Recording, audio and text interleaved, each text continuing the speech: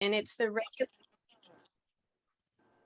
so the regulators use this to try to ensure stream health. When the Clean Water Act came in, they initially just regulated dischargers. And one of the things that environmentalists found out was that that wasn't protecting the streams enough. And they started saying you should be monitoring the streams to see if they're healthy, not just what goes into the streams. And so it gave a more holistic way of checking on stream health, to check the loads in the stream.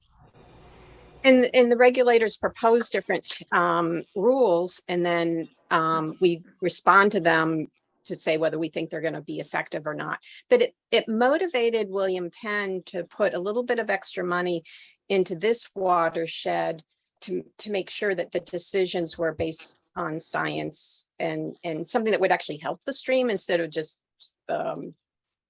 somebody's notion of what might help. And I think you're going to see there's a pretty big difference between notions and what might actually help. So this is a map of the Wissahickon, and it shows the impervious surfaces. One of the things that it's important to recognize is that not all green is pervious. Not all green allows infiltration. So we call something low pervious when it's grass, and that does not infiltrate very well. And if you add that, we did it in light purple, you can see that the Wissahickon has a lot of really low infiltration areas. So when you don't get infiltration, that's when you get the flooding and the high flows in the streams. And we try to mitigate that by putting in green stormwater infrastructure.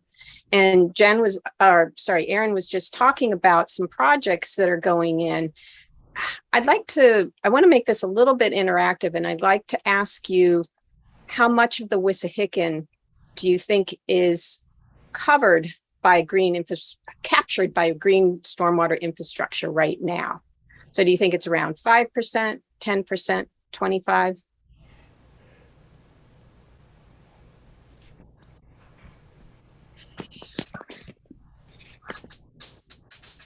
Getting a lot of answers in. Oh boy, you guys know the answer to this one.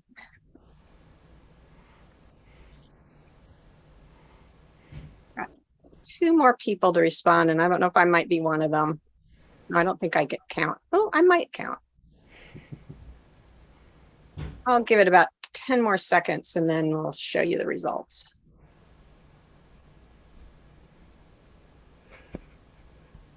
So you guys knew the answer to this one. It's very small. It's actually around 4%. And I put 5 because I thought it'd be too obvious if I just listed 4. So even though we know we've got a problem, only 4% of the watershed is currently captured. And one of the reasons for this is that most of the Wissahickon was developed before we knew that stormwater control was important. So the gray areas shown here were developed before stormwater control was a big thing. So we didn't have a lot of room to work with. It's easier to put it in if you do it during development instead of afterward, because you've got more room. So the net result is that a lot of the Wissahickon is impaired. So the red branches are shown, are labeled by the regulators as being impaired, not attaining our current water quality standards. And a couple little tributaries are doing okay, supposedly. So what does the Wissahickon look like, and what do these impairments look like? The headwaters is a shopping mall. We have a lot of residential areas. This is actually my house. I live in the Wissahickon. There are 4 wastewater treatment plants, and we've got a lot of stream incision. And we know there's some areas where there's flooding. But another thing that you want to recognize is that the borders of the Wissahickon have been preserved by open space action, by Wissahickon Trails and other entities, but especially Wissahickon Trails. It's decades of trying to preserve the buffer right around the stream. And you can sort of see this. You see it especially in the city where Fairmont Park is. You see the white space. That's not impervious. And you see that white space almost all the way up. That's really amazing. So what are some of these stressors that I'm talking about? We've got road runoff coming into the stream. and it brings nutrients, but also can change the stream temperature. You've got sediment coming in, and then you've got nutrients from both road runoff and wastewater treatment plant. And then you just have the sheer volume of water when it rains. And let me do another quick poll.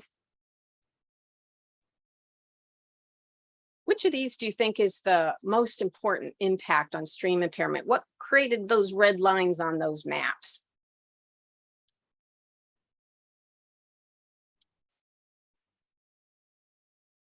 And there's a matter of opinion here. I got to say, this isn't entirely quantified.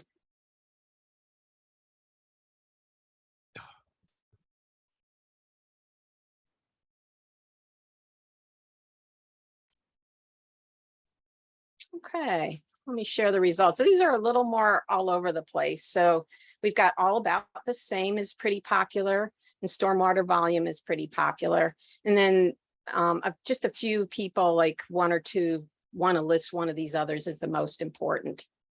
So let me tell you what my opinion is. And like I said, there's a judgment call here. I would say stormwater volume. And the reason why I say this is that that's what brings in the temperature stress, the sediment stress, and the nutrient stress is stormwater. And so if you view it that way, if we can control the stormwater volume, we're going to get a better handle on all these other problems. And that's why, Aaron started the meeting talking about stormwater infrastructure that's going in. This is one of the data loggers that I put out. You could see the logger. So it measures sediment, but part of the sediment was measured just by how much fell on the logger.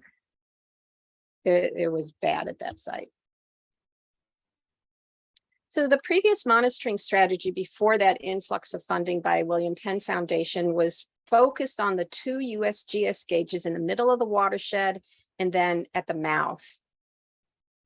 There was annual macroinvertebrate surveys, both by the Wissahickon trails and by the regulators, and then quarterly grab samples at about 12 locations. So it was a pretty modest effort. And I didn't think I was going to be able to figure things out just looking at these data. So I added to their study. We collected in a 2-year period 300 grab samples, 250 stormwater samples. We put in 50 loggers to measure water level, temperature, conductivity, turbidity, dissolved oxygen, and specifically nutrients of N and P. I only had one each of those loggers, and we put light loggers in as well. We collected 75 periphyton samples. The regulators did that on a more modest basis, about every 5 or 10 years at 2 locations at the 2 gauges. We did it at 75 locations. Well, we did it at about half that twice. We added 4 gauging stations. So I told you there's these 2 USGS gauges where they measure water level. And from that, they can estimate discharge year round, every minute of the year. And we added 4 such stations. We conducted 12 stream assessments. We conducted a tracer test. I've shown a picture of it here where we injected a dye into the stream that responds to stream metabolism. And we did it downstream of 2 of the wastewater treatment plants to see how active the metabolism was that they were claiming was really active. And then we did 2 watershed models, one in the headwaters and one of the whole Wissahickon. So just to make it clear, I cannot cover all these topics or you would be here for 3 or 4 hours. So I'm going to focus on turbidity and dissolved oxygen. Those are 2 that the regulators, well, dissolved oxygen is one the regulators really focus on, and turbidity is one that I think is a pretty big problem. And I'm going to show how we use the watershed model to understand these a little bit better. So I'm going to show one of our watershed models. So why did I choose to use loggers and do storm sampling? Why am I focused on storms? A lot of the stuff is coming in during stormwater. So if you just do base flow sampling, those grab samples that I talked about, that's when it's not raining. You're finding out what's happening when it's not very interesting. So as I mentioned, these storms are carrying a lot of things into the stream, not just sediment, but nutrients. this is a plot of sort of a mass balance of how phosphorus gets into the stream. And we did the mass balance at that Fort Washington gauge in the middle of the watershed, because that's downstream of all 4 wastewater treatment plants.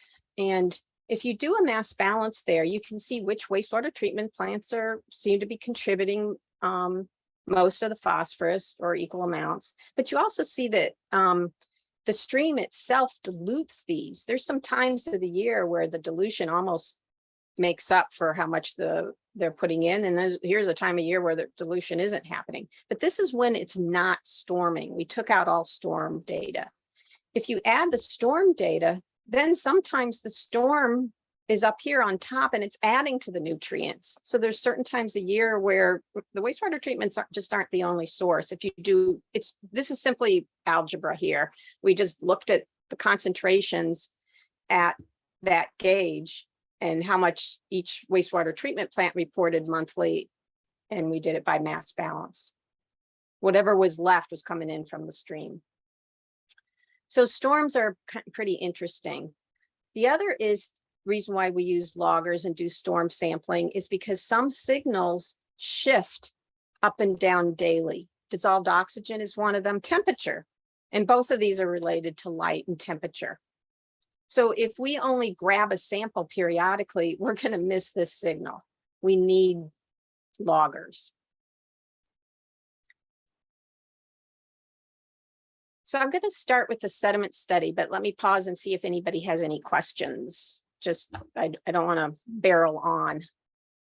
Periphyton. I'm going to describe that in the second part of the talk because I would do a lot, but it's basically algae attached to rocks.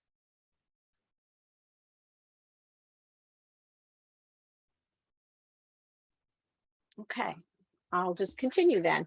So for the sediment study, I'm going to talk about our turbidity loggers. So they have a sensor on them that measures how much light can get through, and sediment blocks light. And so I get a continuous, I say continuous, I set it at a 15-minute interval. And I had these out at 12 locations for a year. And actually, we did a 2-year study and I moved them in different locations. So I probably covered about 20 locations throughout the watershed over the 2-year study. In addition, we collected stormwater samples, so we can kind of confirm what the turbidity is telling us by measuring how much sediment is in the stormwater. And then I put all that into a watershed-wide model so I could predict what would happen in the future and confirm what I'm seeing now. It gives a better understanding of the sources of the sediment. Oh, and let me do page up. One of the things I want to emphasize is that we focused on the areas around the wastewater treatment plants for our study. And we did that for 2 reasons. One is that it was an interesting area and there's a lot going on at the wastewater treatment plants. But the other is, as you go downstream in this lower half of the watershed, the water chemistry is fairly stable. So it's kind of all the same. We wanted to figure out what was happening where the water chemistry was changing. So it's kind of an important perspective on the creek, is that a lot's happening in the upper half of the creek. That's what we focused on. But our model is watershed wide. So here's a quick poll for you. And I bet this group knows the answer. So they've had a TMDL, one of those regulations to get the municipalities to reduce sediment in stream and put ordinances in to block construction sediment from coming in. Has that helped? Have we met the goal that the TMDL in 2003 set?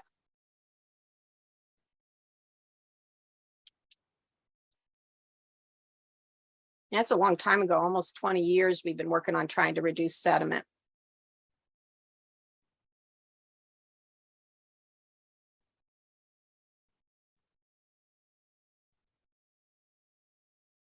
Okay. And most of you got the answer right. And the answer is no. And it kind of goes back to that first question I asked, where we've put in 4% we've covered 4% of our watershed with GSI. I mean, that's the big change that we've made. You know, a few regulations to keep construction sediment out, which aren't enforced greatly. There's too much to do. We haven't actually met that TMDL. And what our modeling shows is, depending on the year, there's some years where we've met it, but in a rainy year like 2018, we did not meet it. And the fact that climate change is likely to bring increased precipitation does not bode well for this for meeting this TMDL. We're going to be more and more having years like 2018. So the reason why we care about sediment is that it disrupts habitats. This is a picture of one of my loggers during a storm and on a non-stormy day. And, you know, would you want to live? It's like having air pollution everywhere for the critters living in the stream. What my loggers do is they show me how much this turbidity increases during storms, and it goes right along with the water level. So I looked at the relationship between this peak and this one, and whether I could predict how much turbidity I have based on my water level. And I got a pretty good relationship. So this plot has a lot of data on it summarized in one plot, like a whole year of data at 12 of these sites. Let me walk you through it. These are the main stem loggers, and then these are the ones that I put on Sandy Run. And I said that water level was a pretty good predictor, and you can tell that by a good R squared. I decided something above 0.6. I'm explaining most of my turbidity with my water level. And all but one of the sites, this is the golf course in Sandy Run, it just behaves a little bit differently. It doesn't get as much turbidity. But most of the sites. Now here I told you that it's related, but how much sediment occurs with water level, how much turbidity. So I got the biggest response at this site and kind of uneven response across the way. And we did stream assessment to look at these things. And what I found is that this site had a lot of outfalls upstream of it and a lot of constrictions. So it seemed like it was kind of a focus. Gail, go ahead. Thank you. I just want to make sure I'm understanding this graph correctly. So basically, this graph is showing that the ones that have black dots above the line, basically, it's confirming that more than 60%, it's explained that the turbidity response is explained by water level. Okay. Yeah. And so that goes back to my argument that if you don't control the volume, you're not going to control the sediment. Thank you. Mm-hmm. Laura, we have one other question that was messaged to us about what methodology or protocol was used for stream assessments that were conducted, but I'm wondering if you might get to that later. Yeah, let me go to the next slide and then I'll come to that. I'm not actually going to show very much of the stream assessment because I talked about that in a previous talk and it was recorded. And so I thought, if you really want to see that, you can. But we used, I'm trying to remember where I pulled the methods from. I don't know that we had a handbook, but I got a list of methods from the Academy of Natural Sciences and kind of bolstered it with some reading. But just to give you an example of one of the things that we did at the stream was we measured bank height. And so we measured the height of the bank, and then we looked to see how much that blue bar went up. So I kind of pictured what I thought would happen is that as my bank height went up, and this is caused by stream incision, it's caused by erosion. So you'd think, oh my gosh, bank height, we've got a problem. The more bank we have, the more erosion we're going to have, the more sediment we're going to have. And I kind of expected a relationship that would go across the page like this, right? That's not what happened. It was roughly the opposite direction, although largely driven by that one point. If I take this point out, maybe it's flat, but it certainly isn't pointing upward in the opposite direction. So even though we have these incised banks, that's not the key driver of our sediment. And if you look at this bank, it's full of vegetation. And one of the nice things about that open space effort that Wissahickon Trails has conducted, decades of putting trees and having a buffer zone, is our banks aren't eroding as fast as they used to. So that's really good news. A mature canopy streams protect the banks.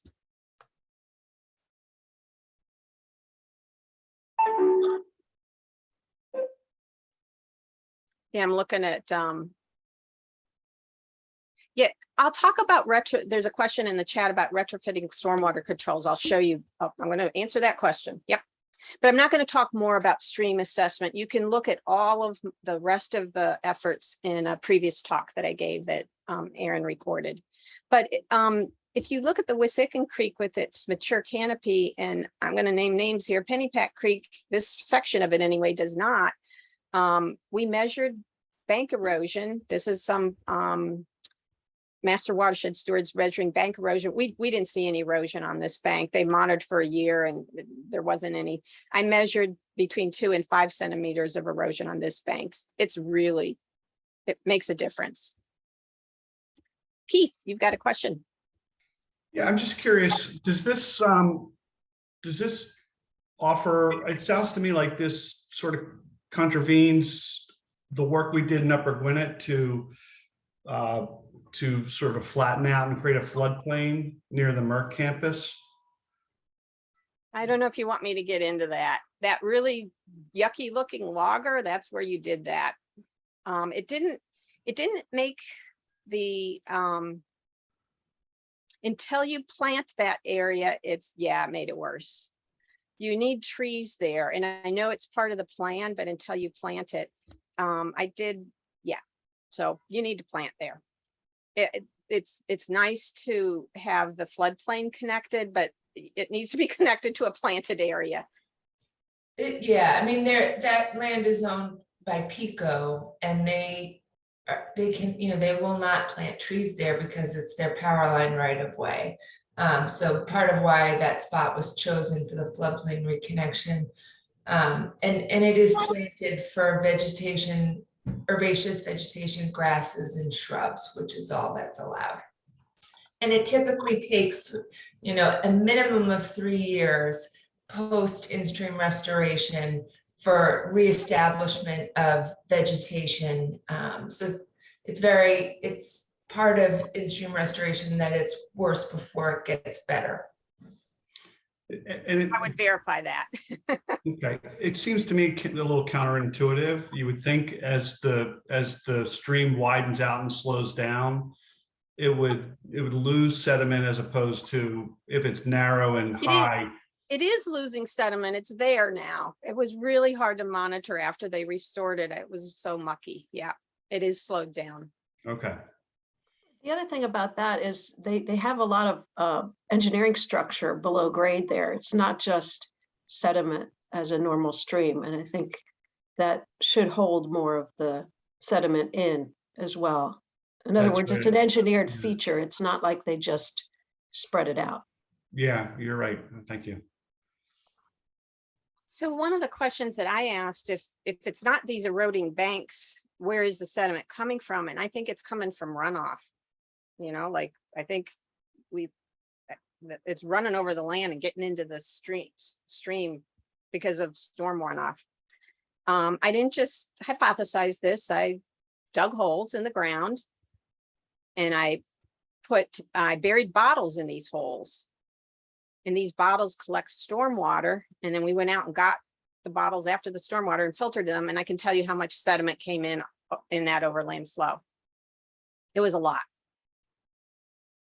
I used that as input to my model. So when I created my model, I calibrated it and I have input based on real data. I used 2 EPA models, SWIM. It was a group effort. SWIM, which does the watershed routing, and WAS, which was the in-stream water quality. They're EPA models. They were also used by the consultant who worked to develop the proposed TMDL. And we looked very closely at their model and they did not calibrate it. It's not a calibrated model. They picked a temperature and said, that's the temperature we're going to shoot for. And they didn't account for it going up and down. And so I'm not sure I would trust their model, just so you know. And I'm going to show you how we calibrated our model. So the runoff model, we put 137 catchments, we put in our actual stormwater basins, and we calibrated to stream flow at 5 locations, the extra ones. So we had extra locations spread out throughout more of the watershed, not just the 2 original.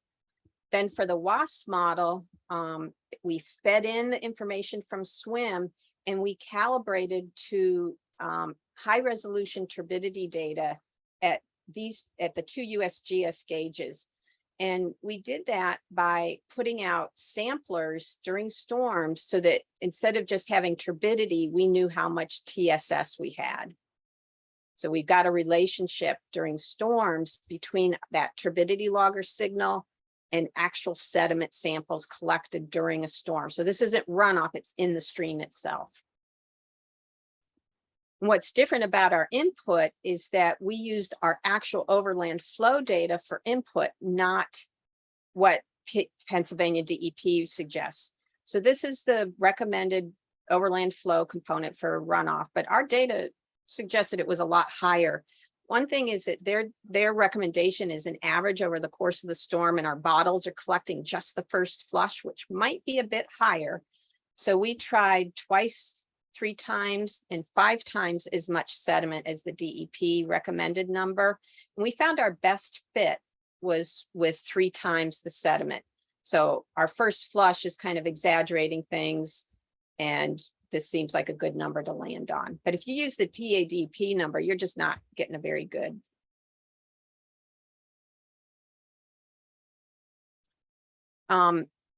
So there's a question about what they allow in the stream. I'm going to show that, I think, in 2 slides. So we have a really nicely calibrated model based on real data. And this was a lot of work to collect, as you might imagine. So when I look at the model results, I want to show you some of the things that we learned, again, focusing on that storm input problem. The sediment limit is not currently being met. We showed that in the previous slide, especially in a rainy year. Well, in a rainy year. But it helps us quantify what that stormwater impact is. And what we see is that most of the sediment is coming in for storms that are 75 cubic meters or more.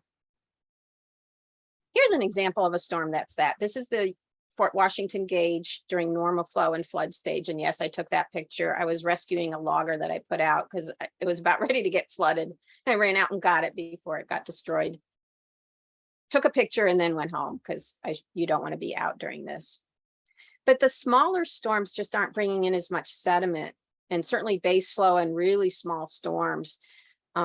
So again, the fact that storms are going to keep getting bigger is not a good thing. But we can quantify, we know we need to worry about these big storms. And then if we want to keep these big storms out, we need much more green water infrastructure. So we want to interrupt that flow path by putting green stormwater infrastructure in. Okay, so the limit that they recommended was 3 million kilograms per year. And if we average over the 3 years that we modeled, we're getting 2 million with our current conditions. So I'm hoping that answers Jen's question. The target's 3 million, the average for 3 years, we got 2 million. What if we do something more? So somebody asked about retrofitting basins. If we retrofit every basin and make it more effective, we can reduce the existing load by 20%. That's pretty good payoff for retrofitting basins because that's not super expensive.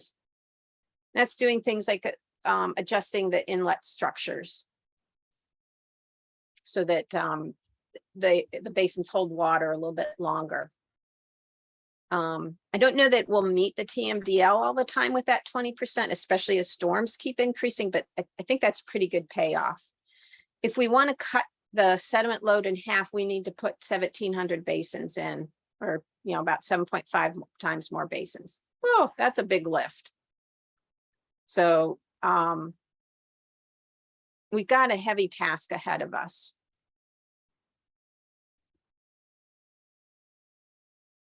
Heavy task.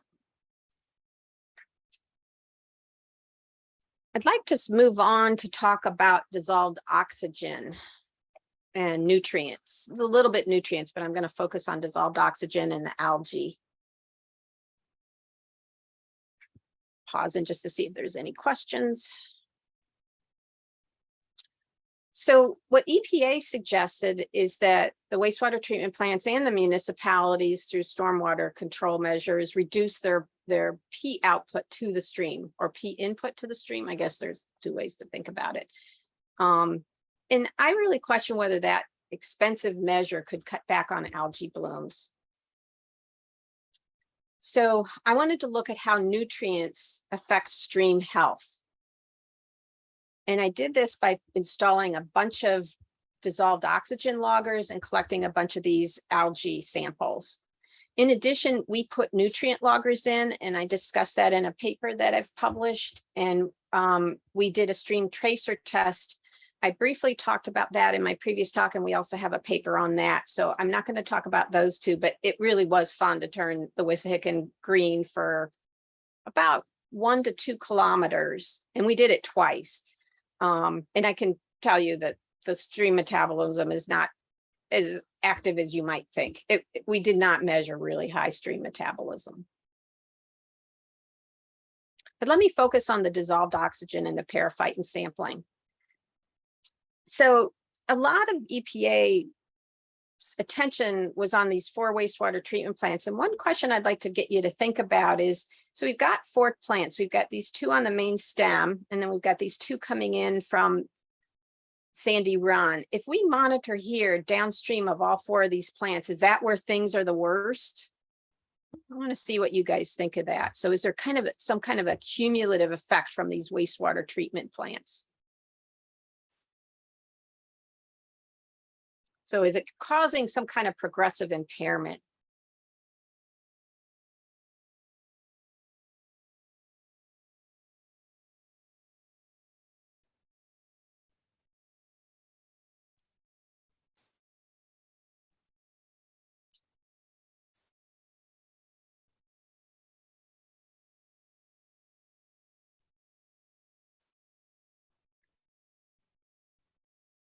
I'll give about 5 more seconds.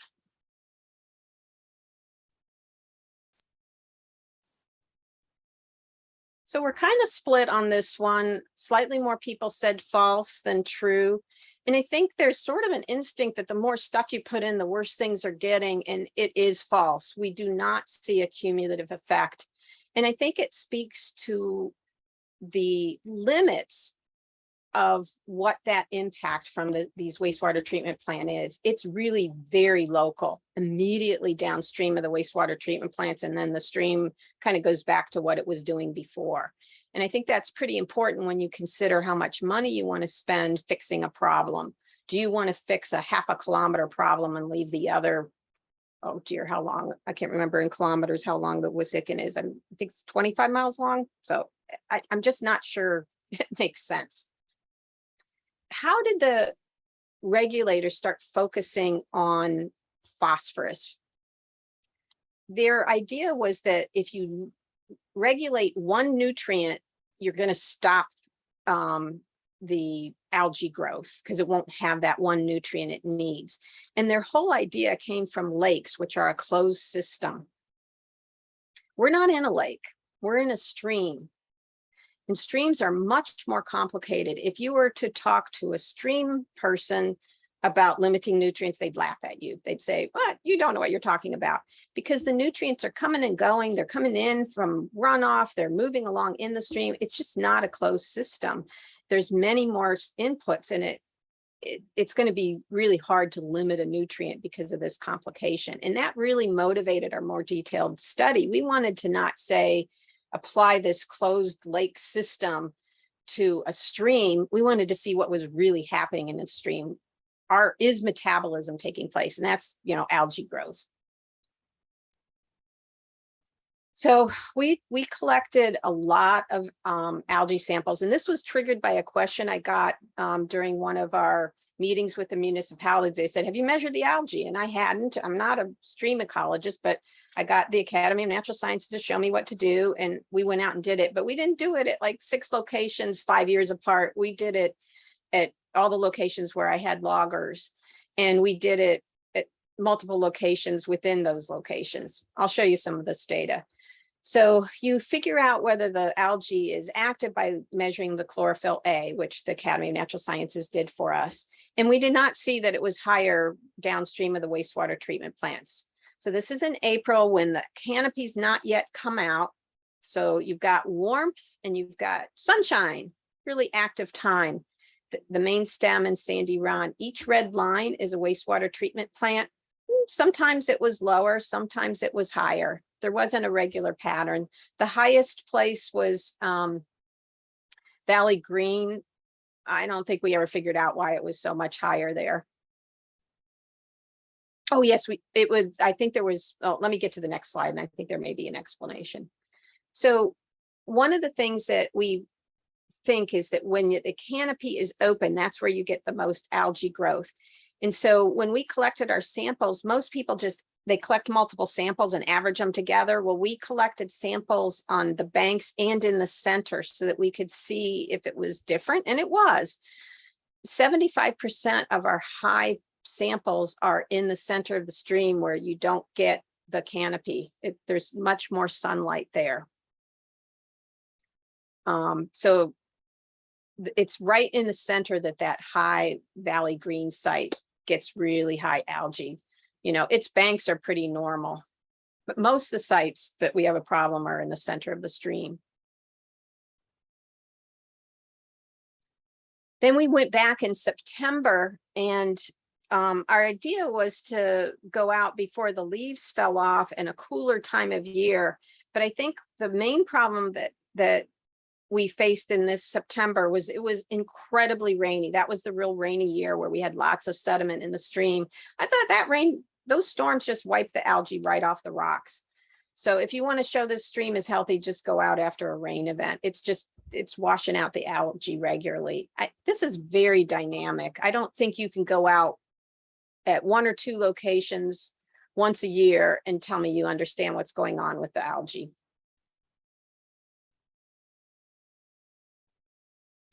Yeah, so Deborah's asking about feeding the ducks and geese. They can add nutrients. I don't think you're going to see enough of a spike from that to explain the algae because of that moving stream. It just doesn't stay there. Sunlight is the biggest player. It's huge. If you don't have sunlight, a lot of this isn't going to happen. Let's take a look at our fine scale dissolved oxygen logging. So this is, as I mentioned, we put loggers out upstream and downstream of the wastewater treatment plants. And we looked at their diurnal signal. And this is something that DEP, the Department of Environmental Protection, wants to regulate. And they want to use it as an indicator of when algae is blooming. What we found, interestingly, is that if we go up here above every single wastewater treatment plant, we got our highest swings in DO. So there's no nutrient inputs from wastewater treatment plants up here. And this is our worst site.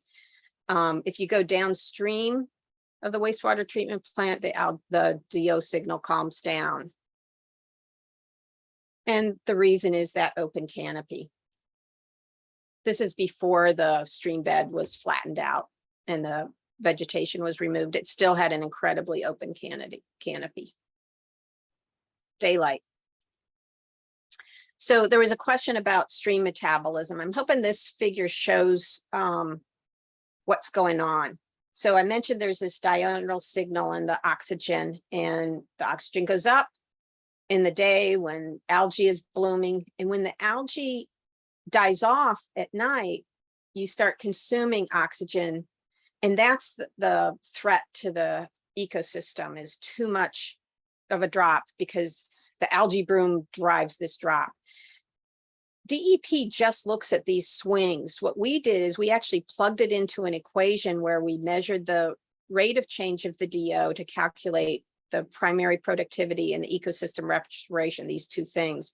We used a USGS model to do that. It's much more accurate. If you just use DO, you're going to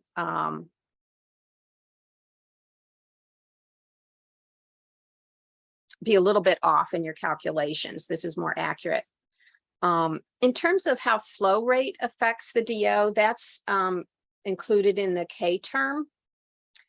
And so we accounted for that. We account for the flow rate in our model. And that's another reason. We did not see a relationship, though, between flow and DO. It's all sunlight. So let's ask some questions about the stream metabolism. Is it higher downstream of the wastewater treatment plants? How far downstream? This is where having a string of DO loggers is helpful.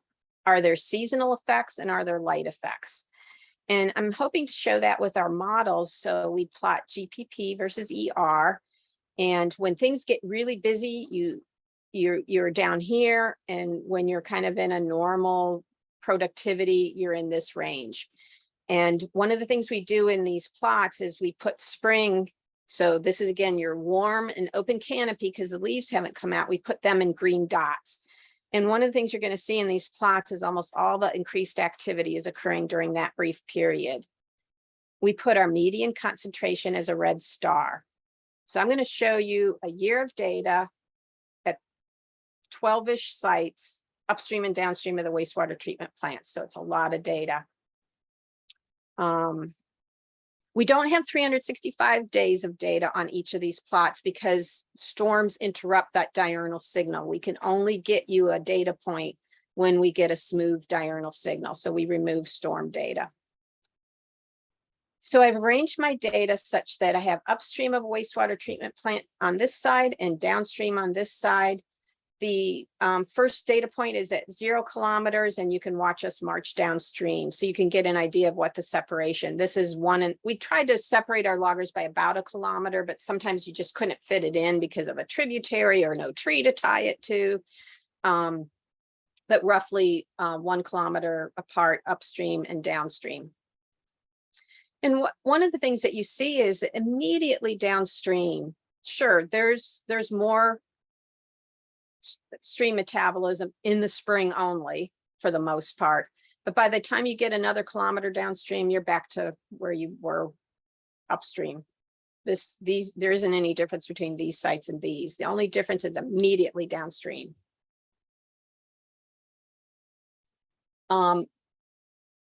This is right before Sandy Run comes into the main stem, and this is immediately downstream, and then this is at the mouth. Our intermediate logger was in a pool and we were not able to get good data from it. So if we answer these questions, it is higher downstream, but not very far. And there's definitely seasonal effects. So there's a few days of a year where you get more stream metabolism, and there's definitely light effects. We see that in the seasonality, but you also see it by location. Those locations with the most light, like that site in the headwaters, have higher metabolism. Yep, I'm just about finished up. That's pretty much the last of the data.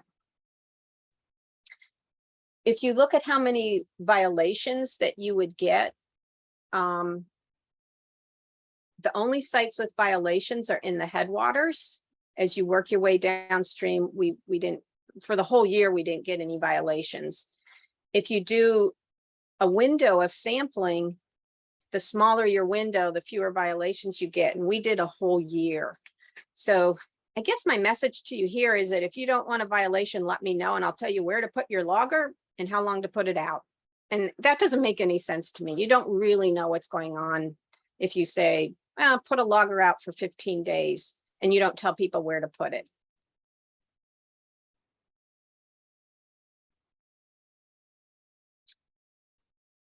So if I wrap up what I found out from the DO, the nutrients from the wastewater treatment plants are not causing progressive impairment, and that dissolved oxygen sensors are not a very good regulatory tool because there's such high temporal and spatial variability in the DO.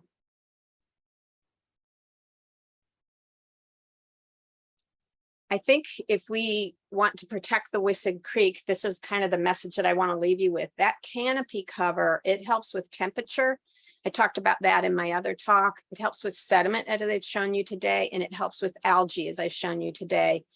And then if you want to keep the volume of stormwater down, keep putting in the stormwater basins and keep retrofitting the ones that you have. And if we can control these things with these two tools, I think these are the most effective tools for protecting the health of the Wissahickon. We've published a number of papers on these topics. I'll leave this list with Aaron and Jen, and then we've got 2 previous recorded presentations for the Wissahickon Trails group. And I'm happy to answer questions. Dan, you had a question about the golf course. We did not explore that. I mean, other than we did our stream assessment there. I'm guessing that the banks are much lower and that the runoff is infiltrating across that golf course, but we didn't actually explore it. We didn't put any of our overland samplers there, but I've done sampling in some other golf courses, and there's actually a fair bit of infiltration going on golf courses, especially if they plant grass and let the roots really get deep so that they aren't shallow. It's shallow roots and knotty roots that keep grass from being good infiltrators. If you have a more mature, deep-rooted grass, golf courses can infiltrate more. I didn't see the order that people raised their hands. I think Kate had a question earlier from, I would go Kate and then Keith and then Michael. Okay, Kate. Okay, so my question was your findings. I am not on the Wissahickon Partnership Committee, which is the 15 municipalities working together. Right. But I have paid attention to what they did because it's important to us. It seems to me that your findings mainly support the plan that they're proposing. Is that right or wrong? I haven't seen the latest version of the plan because I haven't been on the committee since 2020, so over 2 years. But the version that I saw was kind of what you see on the screen here, is that we need stormwater controls. Right. So I was still what thinking they're pushing. That's, yeah. Mhm. plant trees and have better stormwater retrofitting existing basins, that kind of thing, Mhm. would help more than $1 million upgrades to each of the sewer plants, it sounds like. Am I right about that? That's my opinion, and I think it's cost effective. I mean, you want something that's going to affect more of the stream, and I think these do. Okay, thanks. Appreciate that. I think my question's a quick follow-up on that. You had mentioned, I think in the presentation, 1,700 basins is what we would need. What's the practicality of ever getting close to that? Yeah, and that's just an arbitrary cut it in half. You know, we think in halves and numbers like that. I think the retrofitting goal of dropping 20% is quite doable. I think that future climate change is going to be a problem, but we should keep heading in that direction. But I agree, 1,700 isn't going to happen. But if we could from a practical standpoint, I'm sorry, I interrupted just you. keep heading in that direction so that it doesn't get worse. You know, I'd like to at least not get worse. So from a practical standpoint, how many can we put in a year? I mean, what's a target? Yeah, we're in our efforts with the William Penn Foundation, you know, we're 3 or 4-ish. However, one of the other things that my group is working on is finding more effective places to put them. So not all green stormwater infrastructure has the same impact. And if you can figure out where you get the most bang for your buck, then we could focus on those. And I'm not there yet, but that's kind of where I'm headed, is trying to figure out where to place them. And there's some other people working on that too. So then it might not be the number, but it would be more effective placement. So I have to jump off, but thank you so much. I love learning about this. It's not my bailiwick, so it really Yeah. helped me Yeah, understand. and I'm happy to answer follow-up questions afterward if you email me. Thanks, guys. I think, Michael, you had your hand up? Yeah, this is actually, it's sort of a follow-up question on the two questions asked before. I also noticed that you were picking the 1700 basins or so on, but there was no no measure as to how big they could be. I'm sure they could vary in size and volume, of course. But that seemed to focus on retention basins. I mean, I understand that that is a very good way of trying to retain and slow down the runoff volumes reaching the stream. But what other measures could be done? You just explained that maybe we can do 4 or 5 or so on. So reaching 1700 is a long ways to go. What other measures are there? Have you looked into saying, well, how about a healthy mix of all sorts of measures that could also be installed in locations where retention basin simply isn't doable? Right. And partly we also did that because it was a very quick knob in the model. From other researchers, anything that you can do that disconnects pervious surfaces from the stream, so interrupts that flow from roads to stream. So sometimes a buffer strip of some kind that's small can be effective if it's placed in just the right spot. It's actually fairly hard to find just the right spot. So I think that's going to be the tool that we use in the future, is getting models that are more, that can help point to the right spots to put things, and then getting that land acquisition. And having the buffer zone is going to help with that. So I think disconnecting the pervious surfaces is what other people have found is very effective. Can I just might be a small Can I just buffer. add? Yeah. Can I just add a small question then to that? This is saying, you're obviously working with some sort of criteria. You say some locations are better than others. So what are these criteria where we would say, this just defines this spot really, really well. That's a perfect spot, versus the same thing being placed somewhere else, so you would say this is not very helpful here at all. So what are the criteria? It's a combination of slope and infiltration rate. And one of the problems is that most of the models, the quick and dirty models, use really crude estimates of that. So getting a little bit more accurate in our LIDAR and our elevation measurements, and getting a little better handle on infiltration rates in a very complex setting, an urban setting. So that's what I'm seeing. It's a combination of slope and infiltration rate. Great, thank you. I had 2 quick points. One is, and you may just pass over a slide quickly. So if we fix what we've got now, we can get to 20%. Ultimately, what we want to get to is Wissahickon being not listed as impaired. Or is this beyond the pale? Wissahickon will always be impaired. It's always going to be impaired, but I think we can move it in the right direction and keep it from getting worse. And I'm saying this as somebody who works in several urban streams, and I talk to other urban stream hydrologists, and we're a little bit upset with the notion that you're going to fix things. You're going to keep them from getting worse. And that's a really honorable target. You don't want to set your target so high that you give up because you can't meet it. Then it's just going to get worse. But urban streams are really complicated. There isn't going to be an easy fix. Yeah, you take an ag stream and you get one farmer and fix what he does, and all of a sudden things get better. We have too many moving parts. And we've been mucking them up for 200 years. Too long, and unless we all decide to move out of the watershed, there's going to be a certain level of impairment.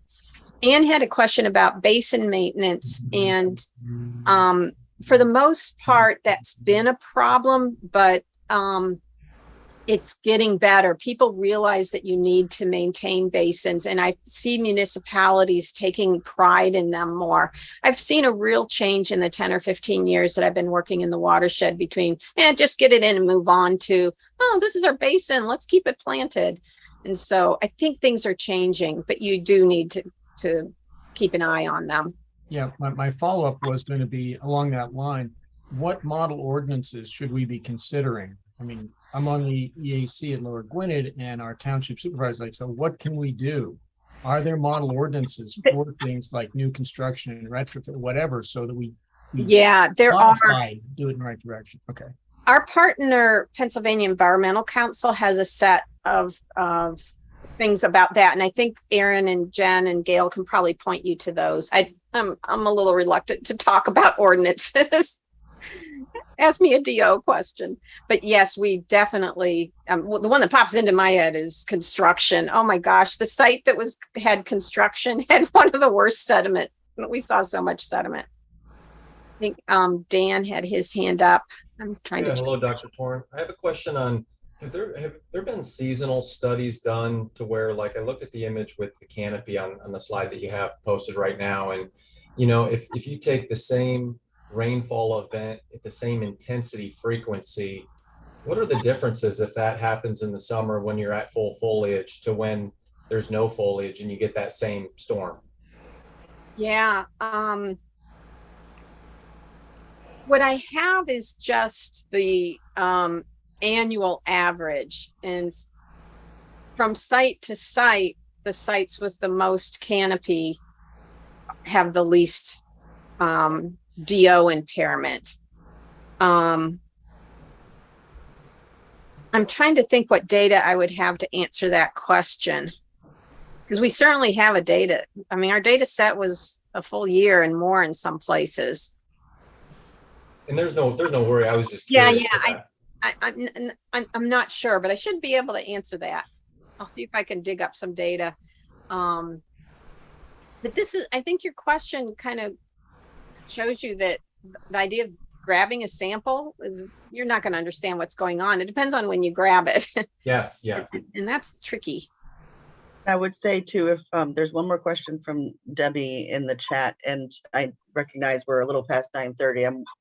I'm willing to stay on, but if anybody thinks of a question, send it to Aaron and I, and we can compile them for Laura so she can give some more answers while your minds are still stirring after this.